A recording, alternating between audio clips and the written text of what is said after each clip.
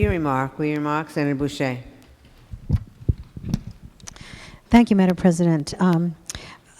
This is certainly an important moment in our state's history. Even though this is not the beginning of a two-year budget cycle, it is, again, probably my seventh time coming into a year when we were discussing a budget and deficit and mitigation session.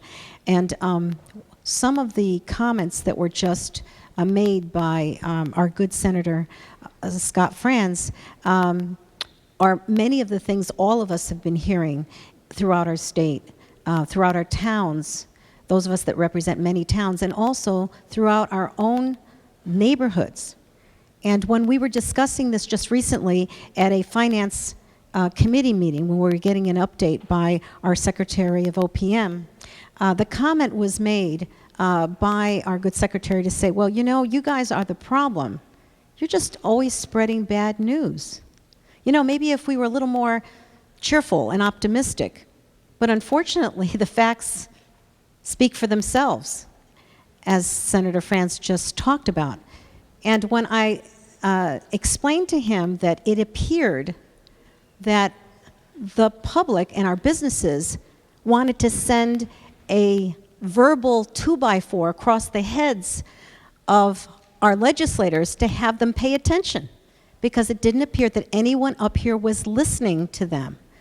What was actually happening to them in their businesses, what was happening to them in their homes, in their budgets.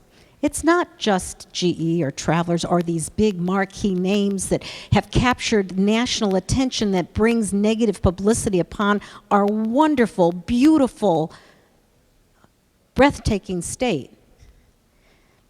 Because no matter how beautiful it is, if something's wrong on the inside, it's affecting all of us.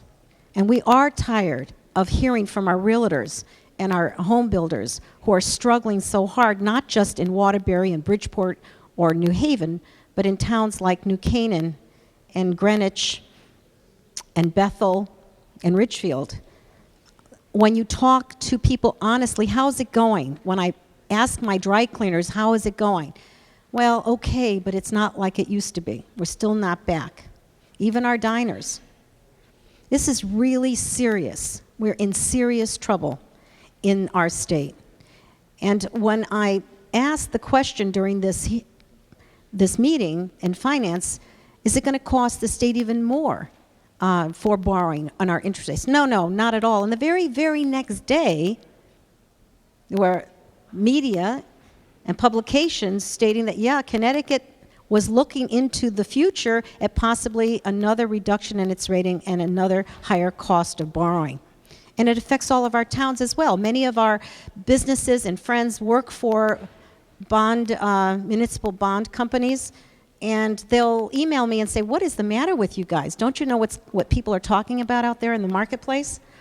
This is really, really difficult. And when we are approaching a meeting like we are having today, where we agree on so many things and a lot of good sharing has taken place and a lot of good feelings have been brought forward, and people saying, finally, you guys are, you know, working together to address it, they have some hope. But that hope extends to structural changes that will affect our state going forward, so that we can finally address the real problems that we have, instead of going back to the old bad practices that seem to be repeating itself, and that is just taking care of it for just now, because maybe if we just hold off for another 4 or 5 months, things will get better. It brings me back to 8 or 9 years ago, when in the Appropriations Committee, our chair said, in 2008, in fact, I'll never forget it, it was November, that we were going through this horrible time, and the thought was by the chairs, don't worry, it's only a 2-year blip, 2008, just a 2-year blip. It'll get better if we just hold off. We don't have to do those terrible things anybody doesn't want to do. It'll get better. Well, guess what? It never did get better. In fact, we're still in a hole when the rest of the country is moving forward, is prospering. In fact, they're hijacking a lot of our people and our businesses to their states, reducing the income level of households here and increasing the number of households that are making a lower income, which means our tax revenues are going to be lower and depressed.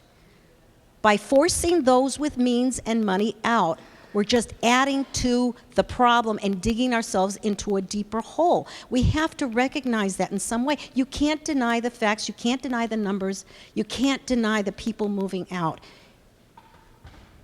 It is very, very, very distressful. I'm particularly distressed at the fact that we have fringe benefits, by the way, that were pointed out by our good Secretary of OPM and OFA, that our fringe benefit costs were some of the biggest drivers in the predicament that we're in.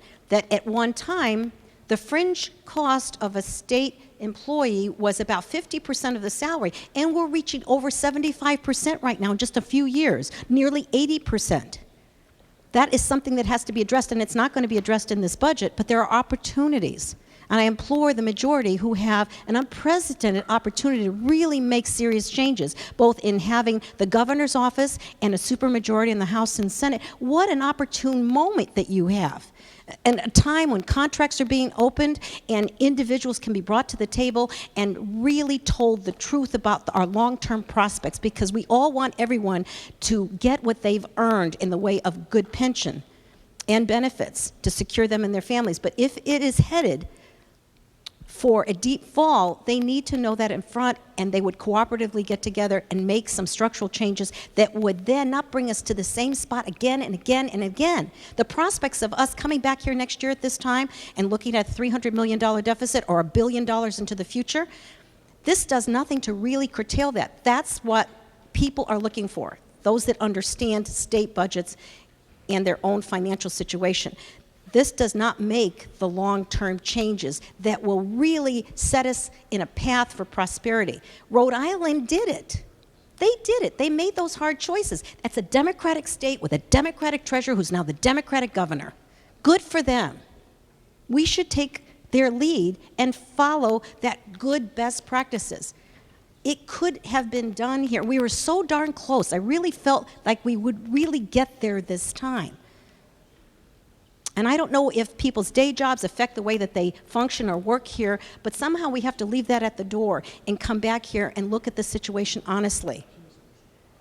Maybe I have some hope that in the next session we'll do that, but right now this is such a difficult bill to support because there's so much in it that I just love, and I think we're doing a good job with so much of it. But the big, big problem for so many of us on this side is that it doesn't get us to a sustainable path to right this ship, this financial ship.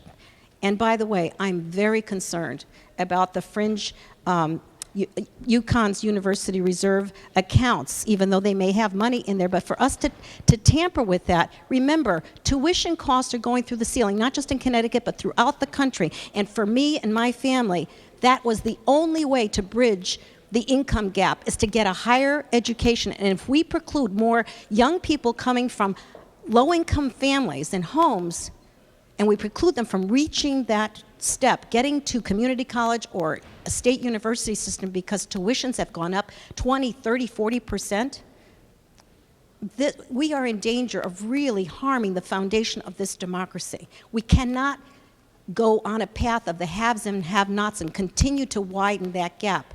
We must be able to get as many young people into colleges, as well as non-traditional older students as well.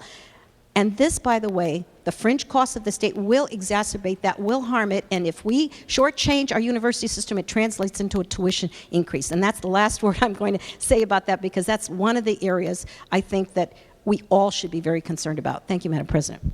Thank you. Your remark.